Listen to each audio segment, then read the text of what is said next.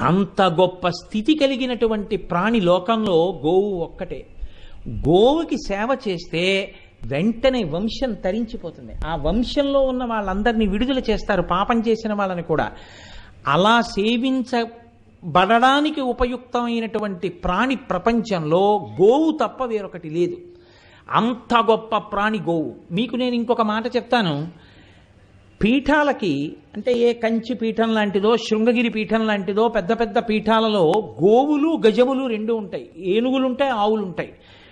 ప్రతిరోజు పీఠాధిపతి గజ పూజ చేస్తారు, గోపూజ చేస్తారు. ఈ రెండు పూజలు చేయకుండా పీఠాధిపతి ఉండరు, ప్రతిరోజు చేస్తారు పీఠంలో. ఈ రెండు చేసేటప్పుడు గోవు కన్నా పెద్ద ప్రాణి ఏనుగు. కానీ ఏనుగుకి పూజ మొదట చేయరు. మొదటి పూజ ఎవరికి అంటే ఆవుకే, గోవుకే మొదటి పూజ. గోవుకి మొదటి పూజ ఎందుకు అంటే గోవు ప్రత్యక్ష